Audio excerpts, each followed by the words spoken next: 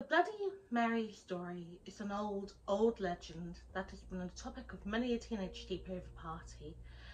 Typically, the night will consist of, if yours were anything like mine, pizza and snacks, scary films, and spooky stories which will keep everyone awake, especially when the name Bloody Mary was mentioned. But who was she, and where did the legend originate from?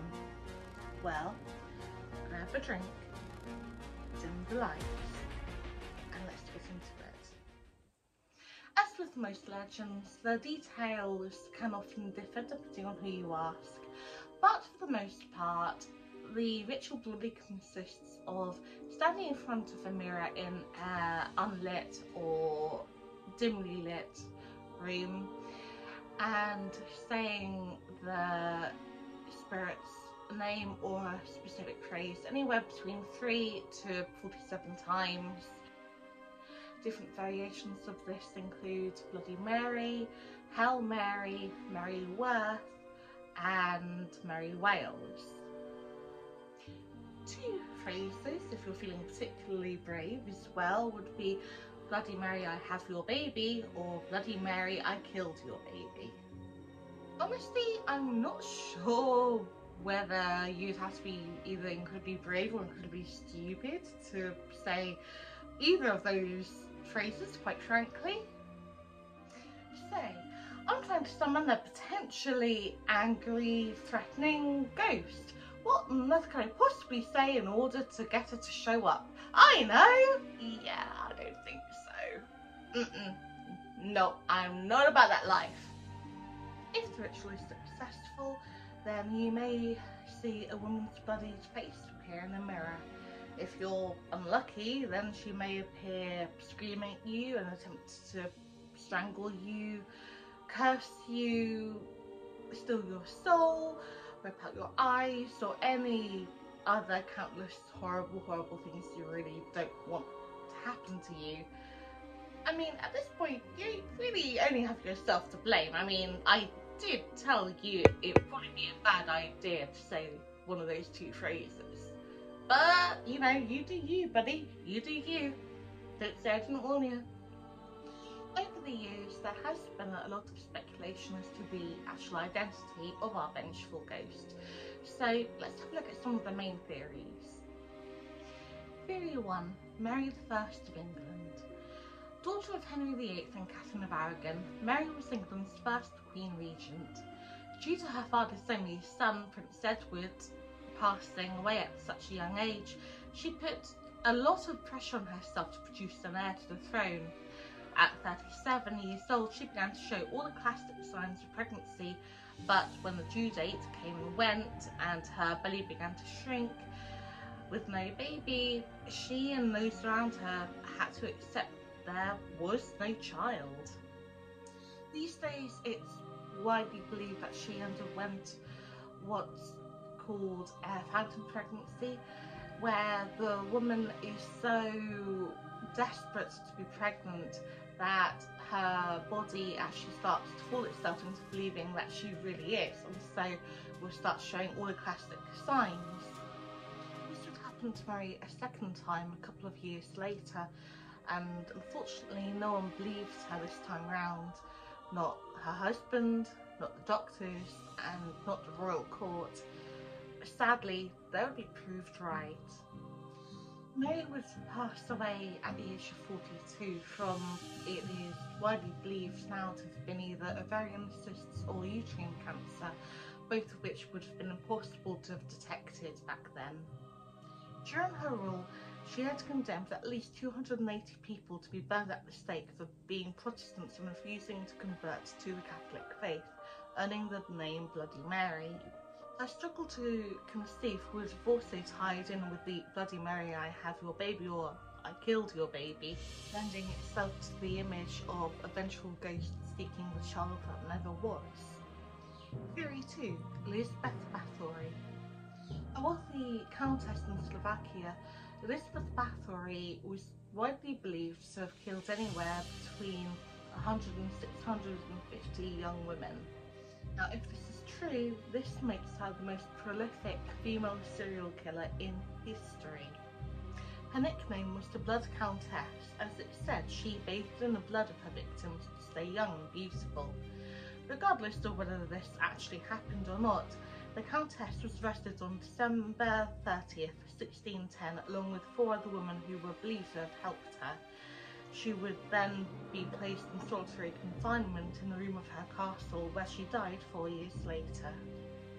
Theory number 3, a witch called Mary Ware. A third theory is the woman who lived on the outskirts of a village was rumoured to be a witch and used the blood of children in her spells. When children in the village began to go missing, she was instantly accused and burnt at the stake by an angry mob, who, upon later inspecting her cottage, was said to have found bodies of the missing children. So, where did the whole looking in the mirror for ghosts thing even come from? Well, the act of mirror divination, or bear with me on this one, catromancy, is believed to have gone back as far as the Greek times, where a sick person, whilst praying, would look into a mirror by the temple. If their reflection took on the appearance of being healthy, then that meant that they would soon recover. However, if it took on the countenance of either a skull or otherwise a sickly pallor, that means that they were not long for this world. During Victorian times, women would use it as a way of finding out who they would end up marrying.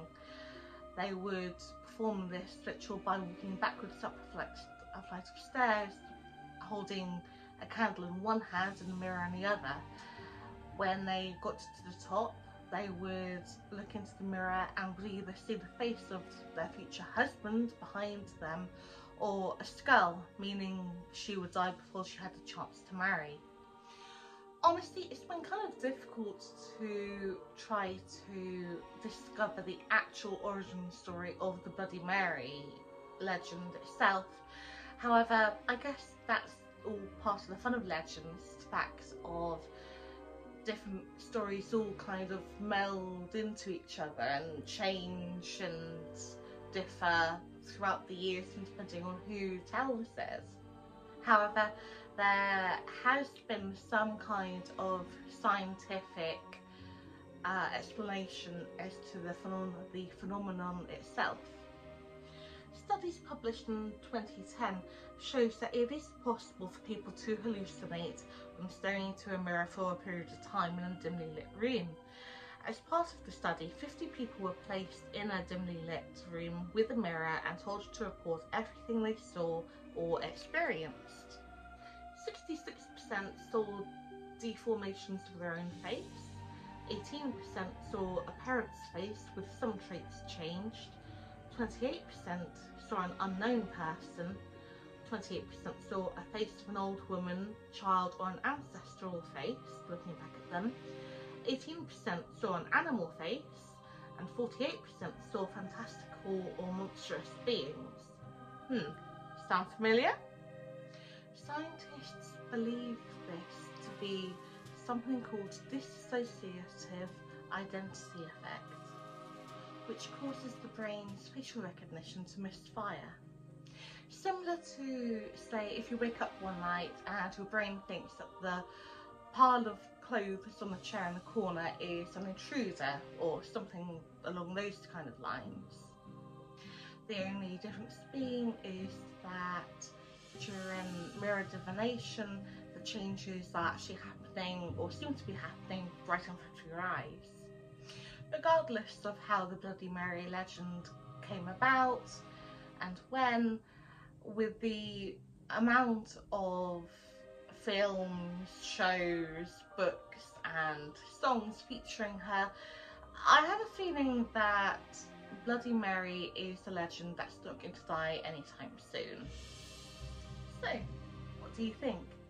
Is the Bloody Mary phenomenon really all in our minds? Or is there something spookier at work going on? Have you ever had any experiences yourself or even tried the ritual? And if so, did anything happen? Let us know in the comments below. I hope you enjoyed today's video. If you did, then be sure to leave a like below and a comment. And if you haven't already, be sure to subscribe and hit that notification bell so you never miss an upload. Until next time, my dears, stay safe and sweet dreams.